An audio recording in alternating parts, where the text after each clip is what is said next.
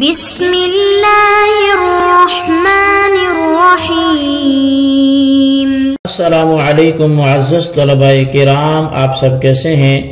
آج ہم مؤطا امام محمد کے سبق نمبر 284 کو پڑھیں گے۔ آج کے ہمارے سبق کا عنوان ہے اقرار زنا کا بیان۔ آج کے سبق میں ہم باب الاقرار بالزنا سے اپنے سبق کا آغاز کریں گے، اور آج کے سبق میں خاص کر کے ہم اسی حوالے سے احادیث کریمہ کی فقط قراءت پر اکتفا کریں گے کہ جن میں یہ ایسی روایات ہوں کہ کوئی شخص نبی علیہ السلام کے پاس آیا ہو، اقرار زنا کیا ہو تو وہ کس انداز سے کیا، اور احادیث میں اس حوالے سے کیسے کیسے واقعات آئے، تو پھر اس پہ جو کلام ہوگا وہ آئندہ ہم درس میں اس کو بیان کریں گے۔ تو باب الاقرار بالزنا، یہ جو باب ہے وہ زنا کے اقرار کے حوالے سے ہے۔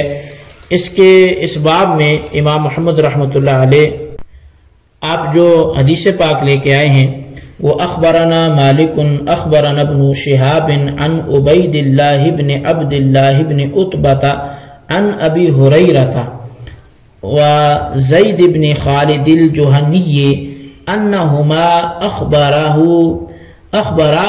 ان رجلین اختصما الى رسول اللہ صلی اللہ علیہ وسلم فقال احدهما یا نبی اللہ اقض بیننا بکتاب اللہ، وقال الآخر وهو أفقههما أجل يا رسول الله فاقض بيننا بكتاب الله وأذن لي في أن أتكلم.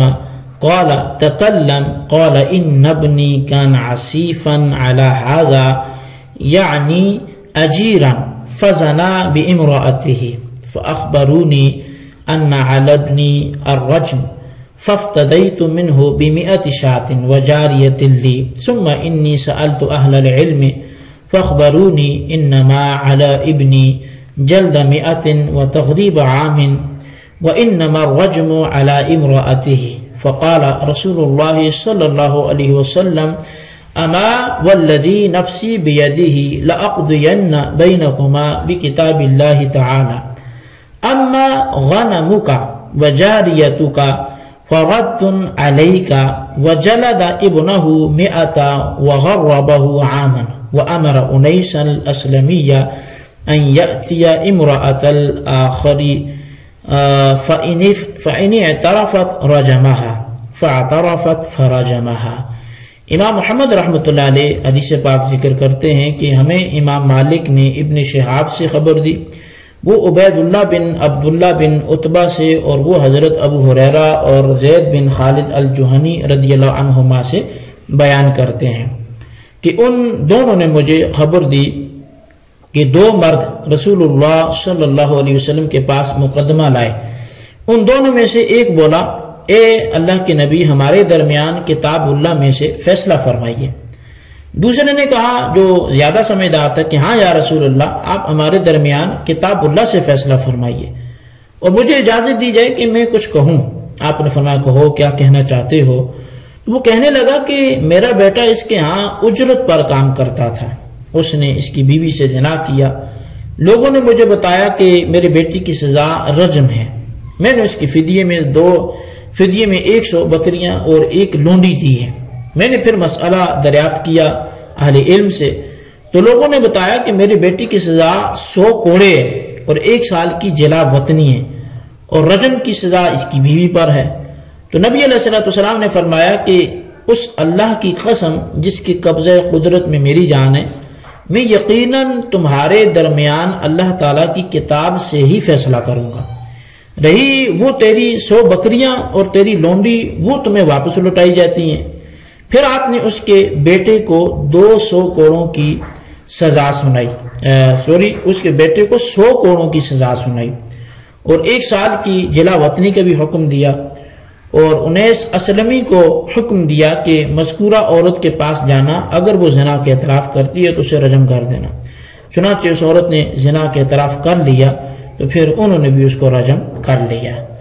اخبرنا مالك أخبرنا يعقوب بن زيد عن أبيه زيد بن طلحة عن عبد الله بن أبي مليكة أنه أخبره أن امرأة آتت النبي صلى الله عليه وسلم فأخبرته أنها زنت وهي حامل، فقال لها رسول الله صلى الله عليه وسلم اذهبي حتى تضعي، فلما وضعت أتته فقال لها اذهبي حتى ترضعي، فلما أرضعت أتته فقال لها اذهبي حتى تستودعيه، فاستودعته ثم جاءتها فأمر بها فأقيم عليها الحد۔ امام محمد رحمۃ اللہ علیہ آپ امام مالک سے روایت کرتے ہیں اور وہ فرماتے ہیں کہ ہمیں یعقوب بن زید سے یہ خبر ملی اور وہ اپنے والد زید بن طلحہ سے، وہ عبداللہ بن ابی ملیکہ سے خبر دیتے ہیں کہ نبی علیہ السلام کے پاس ایک عورت آئی اور اس نے کہا کہ میں نے زنا کیا ہے، اور وہ حاملہ تھی۔ اسے رسول کریم صلی اللہ علیہ وسلم نے فرمایا کہ چلی جا، بچی جننے کے بعد آنا۔ جب اس نے جن دیا تو پھر حاضر ہوئی، آپ نے پھر ارشاد فرمایا کہ چلی جا، اسے جا کر دودھ پلا۔ جب دودھ پلانے کی مدت ختم ہوئی تو وہ پھر حاضر ہو گئے۔ آپ نے اس مرتبہ بھی فرمایا چلی جا، اس بچے کو کسی کے سپرد کر۔ اس نے کسی کے سپرد داری میں بچہ دے دیا اور نبی علیہ السلام کے پاس پھر حاضر ہو گئی۔ اس مرتبہ آپ نے اس پر حد قائم کرنے کا حکم دیا، لہٰذا اس کو حد لگا لی گئی۔ اخبرنا مالک اخبرنا ابن شهاب ان رجلا اعترف بالزنا على نفسه على عهد رسول الله صلى الله عليه وسلم وشهد على نفسه 4 شهادات فأمر به فحد۔ قال ابن شهاب فمن أجل ذلك يؤخذ المرء باعترافه على نفسه۔ امام محمد رحمۃ اللہ علیہ آپ بیان کرتے ہیں کہ امام مالک نے ہمیں ابن شہاب سے خبر دی ہے کہ ایک مرد نے نبی علیہ السلام کے دور مبارک میں اپنے بارے میں زنا کا اعتراف کیا اور اپنی ذات کے بارے میں اس نے 4 گواہیاں دی، تو آپ نے اس کے بارے میں حد لگانے کا حکم صادر فرمایا، جس پر اسے حد لگائی گئی۔ ابن شہاب نے کہا کہ اس حدیث کی بنا پر ہر اس شخص کا مواخذہ ہوگا جو اپنے بارے میں اعتراف کرتا ہے۔ اخبرنا مالک حدثنا زید بن اسلم ان رجلا اعترف على نفسه بالزنا على عهد رسول الله صلى الله عليه وسلم فدعا رسول الله صلى الله عليه وسلم بصوت فأتي بصوت مكسور فقال فوق هذا، فأتي بصوت جديد لم تقطع ثمرته فقال بين هذين، فأتي بصوت قد ركب به فأمر به فجلد حتى ثم قال أيها الناس قد آن لكم أن تنتهوا عن حدود الله، فمن أصاب من هذه القاذورات شيئا فَلْيَسْتَتِرْ بِسِتْرِ اللَّهِ فَإِنَّهُ مَنْ يُبْدِلَنَا صَفْحَتَهُ نُقِمْ عَلَيْهِ كِتَابَ اللَّهِ عَزَّ وَجَلَّ۔ تو امام محمد رحمۃ اللہ علیہ آپ فرماتے ہیں کہ ہمیں امام مالک نے زید بن اسلم سے خبر دی ہے کہ نبی علیہ السلام کے زمانے میں ایک شخص نے اپنے بارے میں زنا کا اعتراف کیا، پس نبی اکرم صلی اللہ علیہ وسلم نے درہ منگوایا، لہٰذا وہ درہ لایا گیا جو ٹوٹا ہوا تھا۔ آپ نے فرمایا کہ اسے چھوڑو، کوئی اور درہ لاؤ۔ پھر دوسرا درہ لایا گیا جو نیا تھا، جس کے ابھی ریشے بھی نہیں کاٹے گئے تھے، یعنی استعمال نہیں ہوا تھا۔ آپ نے فرمایا کہ ان دونوں کے درمیانی کوئی حالت کا کوڑا لاؤ۔ بس ایسا کوڑا لایا گیا کہ جسے ایک شخص نے استعمال کیا ہوا تھا۔ آپ نے حکم دیا کہ اس اعتراف کرنے والے کو کوڑے لگاؤ، لہٰذا اسے کوڑوں کی حد لگائی گئی۔ پھر آپ نے ارشاد فرمایا کہ لوگوں، وقت آ پہنچا ہے کہ تم اللہ تعالیٰ کی حدود سے بچو، سو جو شخص تم میں سے ان گندگیوں میں سے کسی گندگی سے اپنے آپ کو گندا کرے تو اسے اللہ تعالیٰ کے پردے سے پردہ پوشی کرنی چاہیے۔ جس شخص نے اپنا پردہ ہمارے سامنے پھاڑ ڈالا، ہم اس پر اللہ تعالیٰ کی کتاب کا حکم قائم کریں گے۔ اخبرنا مالک اخبرنا نافع ان صفیۃ بنت ابی عبید حدثته عن ابی بکر الصدیق رضی اللہ عنہ ان رجلا وقع على جاریۃ بکر فأحبلها ثم اعترف على نفسه أنه زنا ولم يكن أحصن فأمر به أبو بكر الصديق فجلد الحد ثم نفي إلى فدك۔ امام محمد رحمۃ اللہ علیہ فرماتے ہیں کہ ہمیں امام مالک نے حضرت نافع سے خبر دی ہے، انہیں صفیہ بنت ابی عبید نے ابو بکر صدیق رضی اللہ عنہ سے بیان کیا کہ ایک مرد نے ایک کنواری عورت سے زنا کیا، وہ حاملہ ہو گئی، پھر اس مرد نے اپنے زانی ہونے کا اعتراف کیا اور وہ شادی شدہ نہیں تھا۔ حضرت ابوبکر صدیق رضی اللہ تعالیٰ عنہ نے اسے حد لگانے کا حکم دیا، چنانچہ اسے حد لگائے گی، پھر آپ نے اسے فدق کی طرف نکال دیا۔ اخبرنا مالک حدثنی یحیی بن سعید قال سمعت سعید بن المسیب يقول إن رجلا من أسلم أتى أبا بكر فقال إن الآخر قد زنا، قال له أبو بكر هل ذكرت هذا لأحد غيري؟ قال لا، قال أبو بكر تب إلى الله عز وجل واستتر بستر الله فإن الله يقبل التوبة عن عباده۔ قال سعيد فلم تقر به نفسه حتى أتى عمر بن الخطاب فقال له كما قال لأبي بكر، وقال له عمر كما قال أبو بكر، قال سعيد فلم تقر به نفسه حتى أتى النبي صلى الله عليه وسلم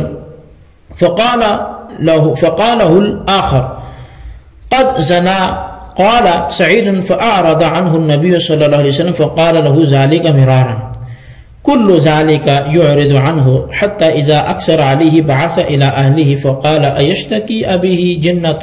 قالوا يا رسول الله إنه لا ضحيح، قال أبكر أم سيب؟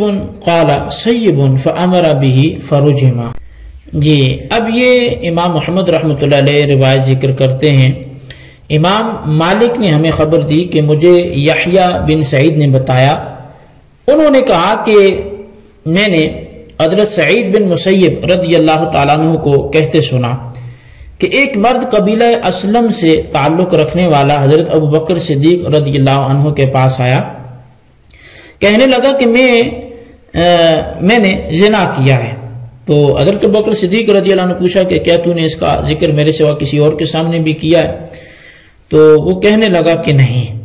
حضرت ابوبکر صدیق رضی اللہ تعالیٰ عنہ نے فرمایا کہ اللہ سے توبہ کر اور اس سے پردہ پوشی مانگ، بے شک اللہ تعالیٰ بندوں کی توبہ قبول فرماتا ہے۔